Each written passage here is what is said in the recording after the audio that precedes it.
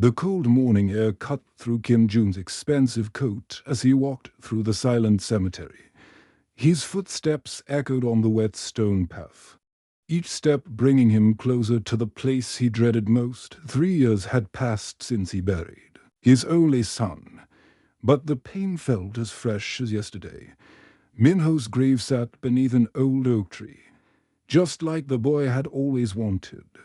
June remembered how his son used to climb trees in their backyard, always reaching for the highest branches. Now those same hands lay still beneath the cold earth, claimed by a rare genetic disease that turned his brilliant mind against itself.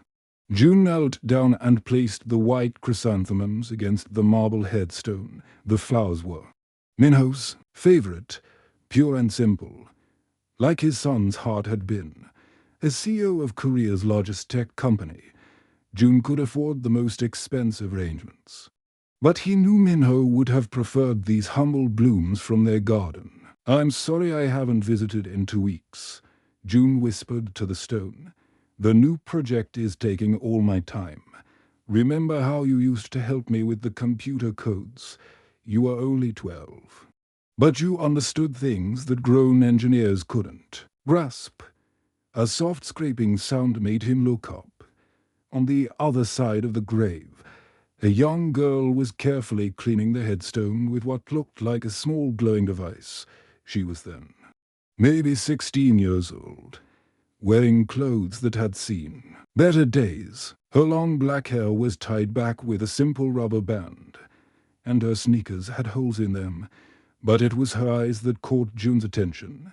They were the brightest brown he had ever seen, almost like they held tiny stars inside them. "Excuse me," June said, standing up slowly. "What are you doing here?"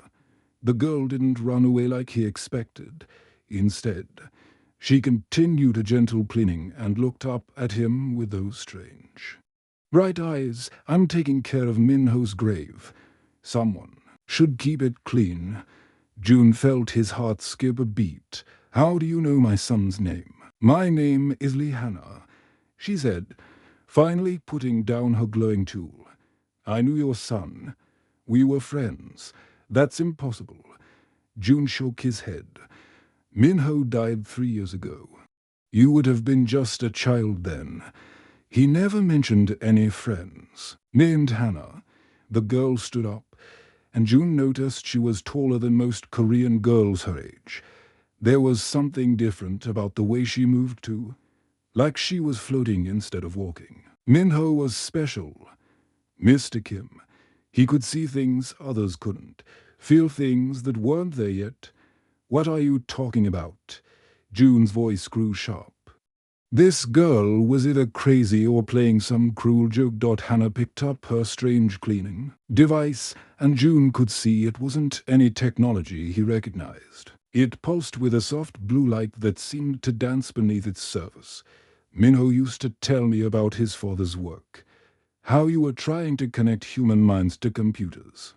He said you wanted to build bridges between thoughts." June stepped back. Only a few people knew about his secret research project, the attempt to create direct neural interfaces between human consciousness and artificial intelligence. He had started the work hoping to find a cure for his son's degenerative brain disease. "How could you possibly know about that?" "Because Minho told me. We spent many hours talking about it." Hannah's eyes began to flicker with an unusual silver light. "He was so proud of you. Said his father was going to change the world." "You're lying. Minho was in the hospital for months before he died. He couldn't have been talking to anyone outside the family." Hannah smiled sadly. "Not with his voice, Mr. Kim. But minds can speak in other ways. Your son's brain wasn't dying. It was trying to evolve, to reach out and touch something beyond this world." The morning mist seemed to grow thick around them. June felt a chill. "That had nothing to do with the weather. Who are you really?" "Someone who cared about your son very much. Someone who came too late to save him." Hannah's voice carried a weight of sadness that seemed far too heavy for someone so young. But maybe not too late to save everyone else. As she spoke, June noticed the air around her seemed to shimmer slightly. Like heat waves rising from summer pavement, the glowing device in her hand pulsed brighter, and for just a moment, he could swear he saw strange symbols floating in the air around it. Minho knew you would come here today, Hannah continued. He told me you always visit on the anniversary. He wanted me to give you a message. June's hands were shaking now. What message? That the bridges you're trying to build aren't just between human minds and computers. They're between worlds, between species, between life and death itself. Hannah's eyes blazed with silver fire. And Mr. Kim, those bridges work both ways. Sometimes things from the other side try to cross over too. High above them, almost invisible against the grey morning sky.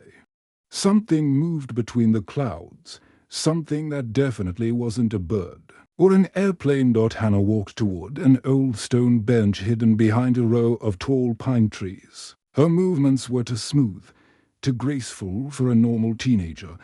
June followed, his heart pounding so hard he could hear it in his ears. The morning fog seemed to follow them, creating a private cocoon away from the main cemetery pots. Sit down, Mr. Kim, Hannah said gently. What I'm about to show you will change everything you thought you knew about the universe. June remained standing, his business instincts screaming at him to run. But something about this girl, something about the way she had known Minho, kept his feet planted on the damp grass. Hannah closed her eyes and took a deep breath. Then, like watching a movie effect in real life, her appearance began to change. Her skin started to glow with a soft, pearl-like light that seemed to come from within. The worn clothes she wore flickered and transformed into a form-fitting suit made of material that looked like liquid starlight. But it was her eyes that made June's knees buckle. They expanded, becoming larger and more luminous, filled with swirling galaxies and distant nebulae. When she looked at him, it was like staring into the depths of space itself. My real name is Kira, she said, and her voice now carried harmonics that seemed to resonate in his bones. I am what your people would call an alien, though we prefer the term starborn. My species, the Solus, have been watching Earth for over 2,000 of your years. June finally collapsed onto the bench, his legs unable to support him. This isn't real. I'm having a breakdown, the stress from work, missing Minho. I'm hallucinating. Kira sat beside him, and he could feel warmth radiating from her transformed body. Your son could see me in my true form from the age of 7. Do you remember the imaginary friend he talked about? The star lady who visited him in dreams? The memory hit June like a physical blow.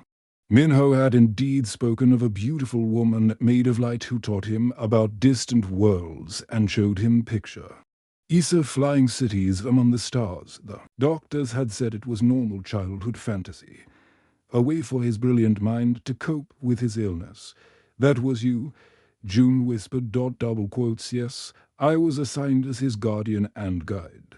You see, Mr. Kim, your son wasn't fully human. He was part of something much greater. Above them, the clouds began to part in an unnatural spiral pattern. Through the opening, June could see what looked like stars, even though it was still morning. But these weren't normal stars. They pulsed and moved, forming geometric patterns across the sky. Those are our ships, Kira explained, following his gaze. We've been protecting Earth for centuries, but always from the shadows. Your species wasn't ready for contact until now. Ships, June's voice cracked. How many of you are there? Thousands, hidden in your clouds, beneath your oceans, sometimes walking among you in human form. Kira's expression grew sad. We are refugees, Mr. Kim. Our home worlds were destroyed by something terrible. Something that hunts thinking beings across the galaxy. The spiral of clouds above them widened, and June could now see massive shapes moving behind the veil of atmosphere. They were beautiful and terrifying at the same time. Organic-looking vessels that seemed to breathe and pulse with their own life. Minho's genetic code was special, Kira continued. 1 in every million humans carries the potential for what we call bridge consciousness, the ability to connect different forms of life and thought. Your son could have linked human creativity with our advanced knowledge. Could have. June felt tears building in his eyes. The process of awakening these abilities is dangerous. Most beings die during the transformation. We call it the Great Burning, when the brain tries to expand beyond its physical limits. Kira reached out and gently touched June's hand. Her skin felt warm and electric. Minho was undergoing this change when I found him. I tried to guide him through it, to teach him how to control the new pathways opening in his mind. But you filled. The words tasted bitter in June's mouth. I arrived too late. The transformation had already begun, and without proper guidance from childhood, his human brain couldn't handle the expansion. He died fighting to become something greater than either of our species high above. One of the alien ships descended, closer to the clouds. June could see it clearly now. A living vessel that looked like a massive jellyfish made of crystal and light. Smaller craft, like glowing butterflies, danced round its edges. "Why are you telling me this now?" June asked. Kira's starlight eyes filled with urgency. "Because the hunters have found us. The devourers, creatures that consume consciousness itself, are coming to Earth. They've been tracking us across the galaxy for millennia, destroying every thinking species they encounter." The temperature around them dropped suddenly. Frost began forming on the grass and stone bench, even though moments before the air had been warm from Kira's presence. They feed on minds, mystic him. They leave behind empty shells, bodies that breathe and move but contain nothing inside. We've seen entire civilizations reduced to wandering husks. Kira stood up, and her form blazed brighter with fear and determination. They'll be here within months, and without individuals like Minho to bridge our species, both humans and soulless will fall. The massive jellyfish ship above them suddenly pulsed with alarm colors, deep reds and oranges that hurt to well. Look at directly. Other ships began emerging from their cloud cover, their movements urgent and agitated. "They're here," Kira whispered, looking up at her people's vessels. "The Scots have found Earth sooner than we expected." June followed her gaze and saw something that made his blood freeze. At the very edge of space, barely visible against the stars, were shapes that seemed to absorb light itself. They moved, like oil spills across the cosmic canvas, leaving trails of absolute darkness behind them. "Those are Devourer probe ships," Kira said, her voice tight with ancient fear. "They're testing our defenses, counting our numbers. The main fleet won't be far behind." The ride back to June's office building felt like a dream wrapped in a nightmare. Kira had somehow made herself look human again, but he could still see the faint shimmer around her edges, like she was slightly out of focus with reality. His driver didn't seem to notice anything unusual about his passenger, which made June wonder if she was doing something to his mind too. "How long have you been able to do that?" June asked quietly as they sat in the back of his black sedan. "Make humans see what I want them to see. It's a basic survival skill from my people." "We've been living among you for centuries," Kira stared out the window at the Seoul skyline. "Your son was the first human who could see through it completely.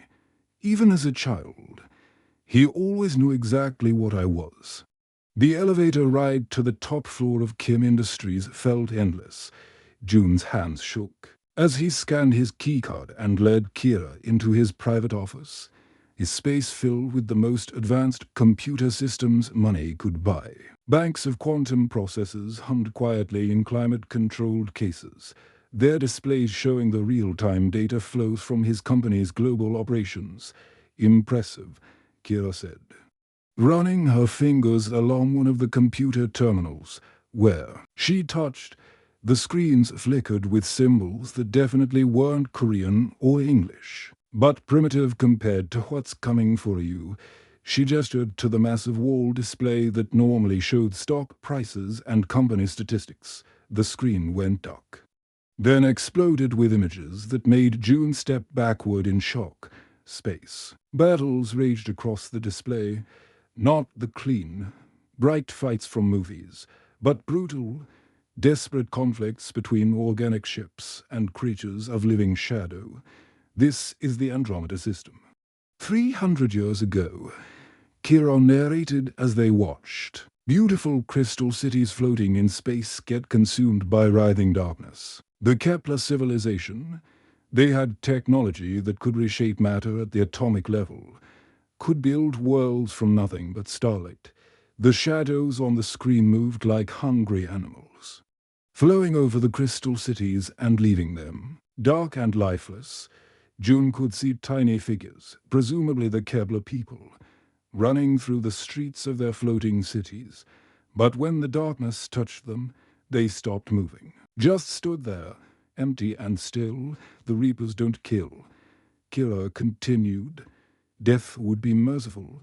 They eat consciousness itself. Memories, personalities, dreams, fears. They leave the body intact, but hollow. A perfect shell with nothing inside. How many civilizations have they destroyed? June asked, his voice barely a whisper. All of them. The display shifted to show system after system going dark across a galactic map. The Reapers have been crossing the galaxy for millions of years. We soulless are the last major species left, and only because we learned to run and hide. June sank into his desk chair, overwhelmed. Why Earth? Why now? Kira touched another terminal, and suddenly all of his computers came alive with data he had never seen before. Streams of information flowed across every screen. Satellite feeds, internet traffic, even signals from deep space that his equipment shouldn't have been able to detect. Because humans have something unique, she said. Look at these patterns. The screens showed brain scans, thousands of them, taken from people around the world. But these weren't medical scans. They showed thought patterns, the electrical storms of human consciousness in real time. Every species the Reapers have consumed thinks in predictable ways: logic, order, systematic problem solving. Kira highlighted sections of the brain scans. But humans, your minds are chaos. Beautiful, creative chaos that can't be predicted or controlled. June leaned forward, studying the data. As a computer engineer, he could see what she meant. Human thought patterns jumped round randomly, from serious problems to silly jokes to childhood memories to abstract art concepts, sometimes all in the same second. The Reapers feed by understanding and consuming consciousness, Kira explained. But they can't digest human thought because it doesn't follow any rules.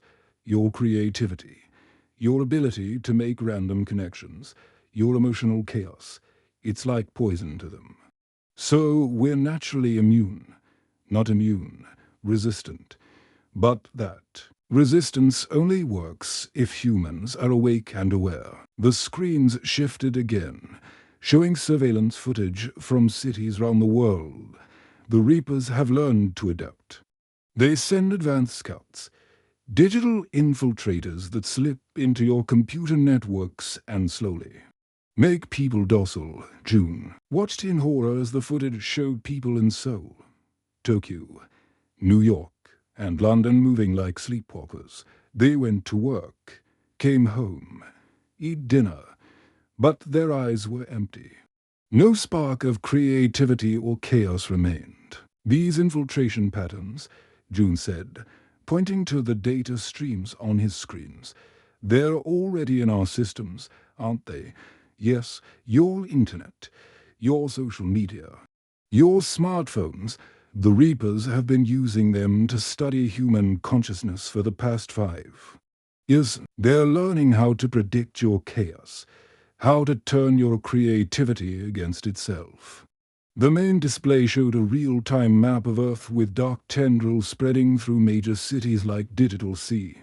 Answer: Seoul was already 30% infected. With the darkness growing stronger every day, they make people addicted to simple, predictable thoughts. Kira continued, endless scrolling through mindless content, following the same routine every day, never questioning or creating anything new. Slowly, the human mind becomes as predictable as any other species. How long do we have? June asked, watching the infection spread across his city. The main Reaper fleet is positioned just beyond your solar system's edge. They're waiting for the advanced scouts to finish preparing Earth's population. Maybe 3 months before they arrive in force.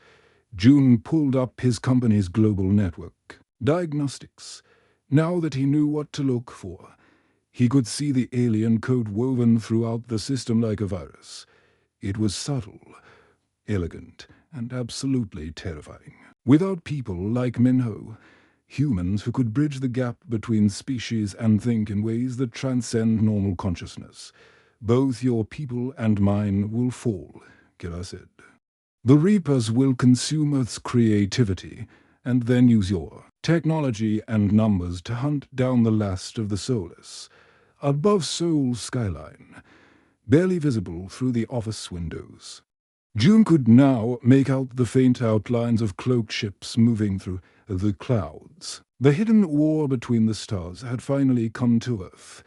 Kira moved to the secured vault behind June's desk, a place that required 3 different biometric scans to open.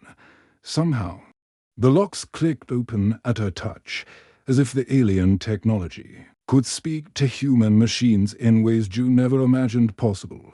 How did you? He started to ask, but stopped when he saw what she was retrieving from the vault's medical storage unit. Kira carefully lifted a small cylinder filled with glowing blue liquid inside. Suspended like a tiny constellation were the preserved stem cells and genetic material from Minho's final medical procedures. June had kept them frozen for 3 years and able to throw away the last physical pieces of his son. I've been waiting for you to be ready, Kira said softly, cradling the cylinder like it contained liquid starlight. Minho's DNA holds the key to awakening others like him. But we need your quantum computers to create the bridge. She connected a device that looked like living crystal to June's most powerful processing unit immediately.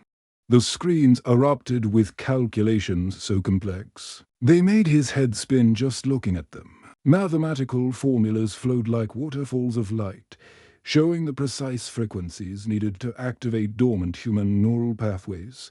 These equations, they're beautiful, June whispered. Despite his fear, as a computer engineer, he could appreciate the elegant complexity of what Kira was showing him. But what exactly would this do to people? It would wake up the parts of human consciousness that have been sleeping for thousands of years, Kira explained.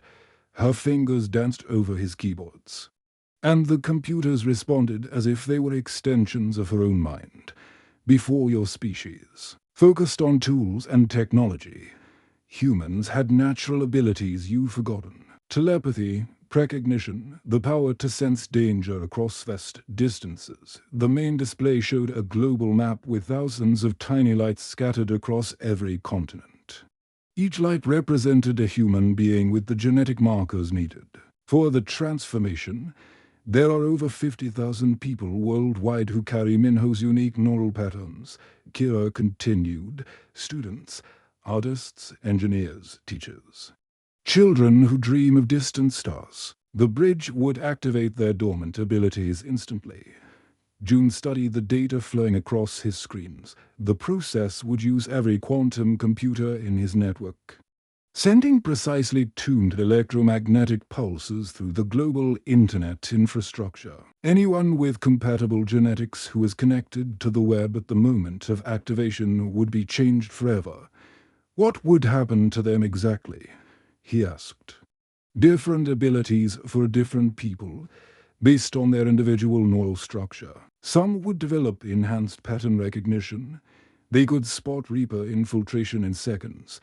Others would gain the ability to communicate mind to mind across any distance. A few might even develop what we call reality threading, the power to manipulate matter at the quantum level. The screens showed simulations of these new abilities in action. June watched as human figures detected invisible threats, communicated without speaking, and even seemed to bend the laws of physics around them. But there are risks, Kira admitted, her starlight eyes dimming with concern. The transformation isn't always successful.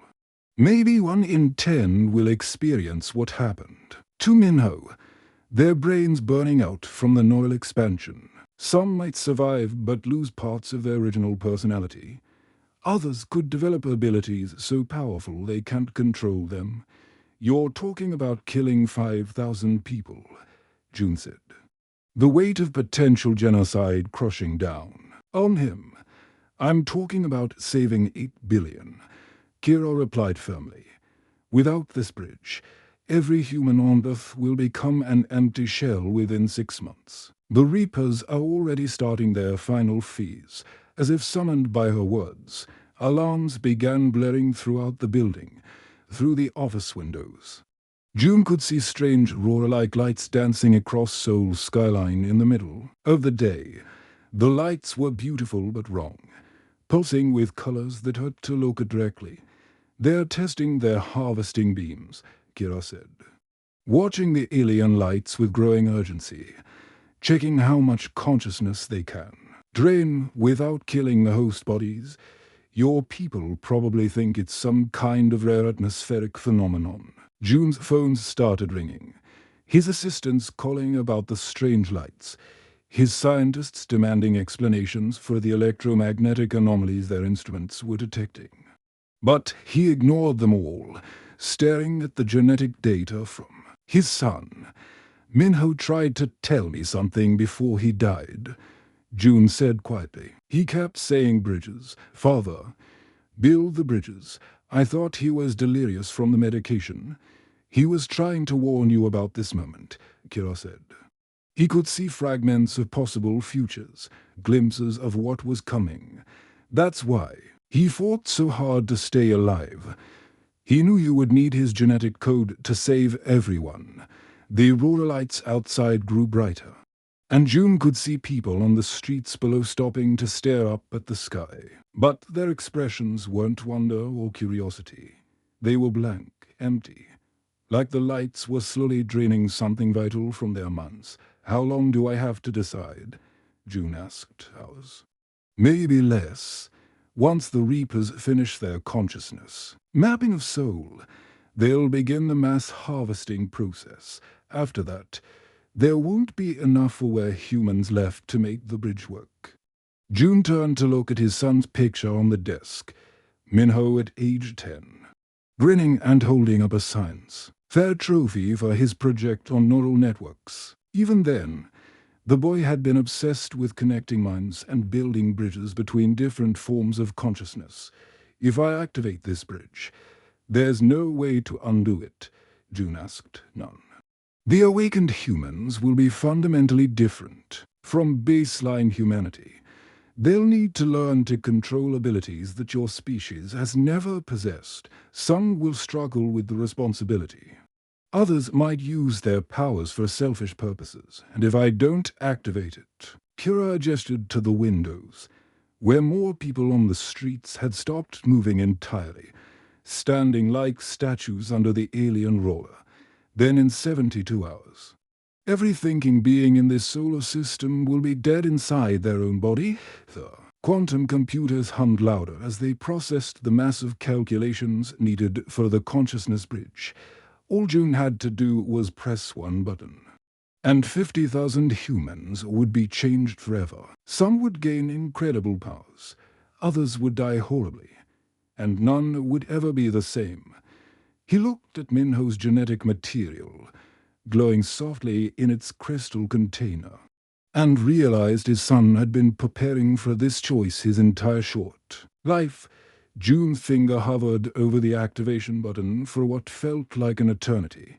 Outside, the alien roar grew stronger, and he could see more people on the streets freezing in place like living statues. His city was dying one mind at a time.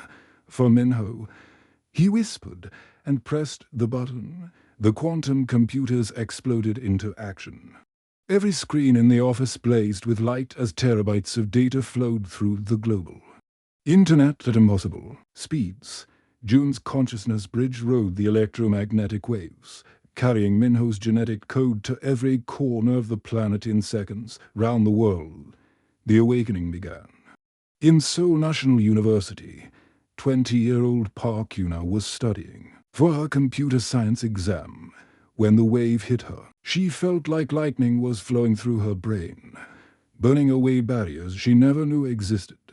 Suddenly, she could see the digital world as clearly as the physical one.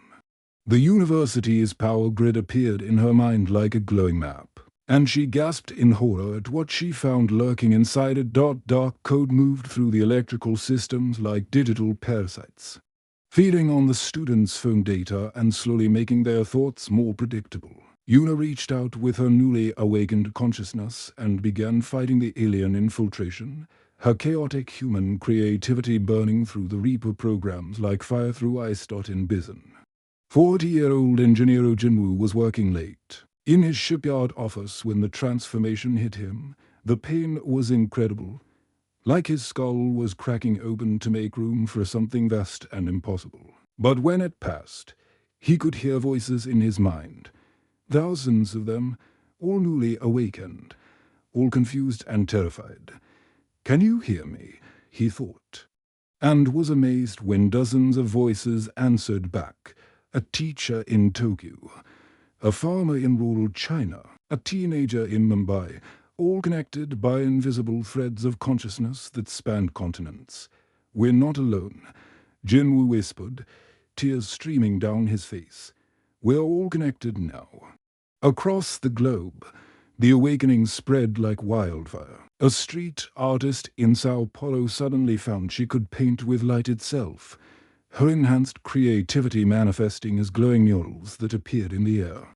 A musician in Vienna discovered his songs could heal people's minds, clearing away the digital fog the Reapers had been spreading. An 8-year-old girl in rural Kenya began seeing through the eyes of animals, using birds and insects as her scouts to detect alien infiltrators. But the transformation wasn't gentle for everyone. In hospitals worldwide, emergency rooms filled with people whose minds had burned out during the awakening.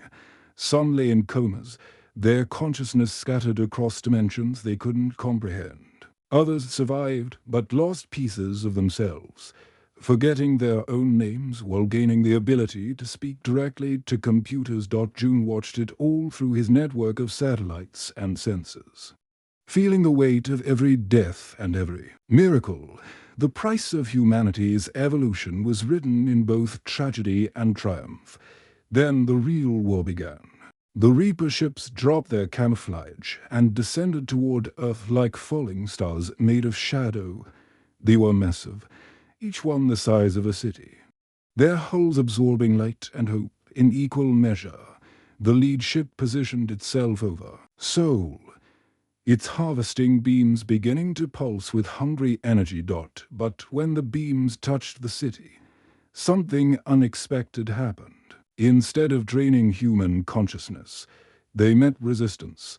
The awakened humans had formed a psychic network without even realizing it, their chaotic thoughts creating barriers of pure creativity that the Reapers couldn't penetrate. Yuna, still fighting the digital infiltration in her university, felt the harvesting beam try to enter her mind.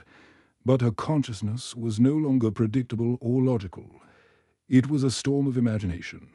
memory, and wild human creativity that twisted and turned in ways the Reapers had never encountered. "You can't have us," she thought, and somehow every awakened human heard her. "We're too weird for you to understand." The psychic network pulsed with shared laughter, thousands of human minds finding humor even in the face of cosmic horror. The Reapers recoiled from the emotion like it was acid, their shadowy forms flickering with confusion. In Bison, Jinwoo coordinated the defense through his telepathic connections. "Focus on what makes us human," he broadcast to every awakened mind. "Think about art, music, love, stupid jokes, the taste of your favorite food. Be as chaotic and creative as possible." The response was immediate and beautiful. The awakened humans began broadcasting their most random thoughts, childhood memories mixed with mathematical equations, love songs combined with grocery lists, scientific theories tangled up with dreams about flying. The psychic noise was overwhelming, a symphony of human consciousness that the Reapers simply couldn't process. The alien ships began to retreat, their harvesting beams sputtering and failing. They had conquered thousands of species across the galaxy, but none had ever fought back with pure, weaponized creativity. Above Seoul, the lead Reaper ship made one final attempt to drain the city. But the awakened humans were ready. Led by Yuna's digital warfare skills and Jinwoo's telepathic coordination, they turned the city's entire electronic infrastructure into a weapon of chaos. Every smartphone, every computer, every LED sign began broadcasting random human thoughts directly at the alien vessel. The ship's systems overloaded, trying to process the madness. With a sound like reality tearing, it fled back toward space, followed by the rest of the Reaper fleet. As the last shadow ship disappeared beyond Earth's atmosphere, June collapsed into his chair.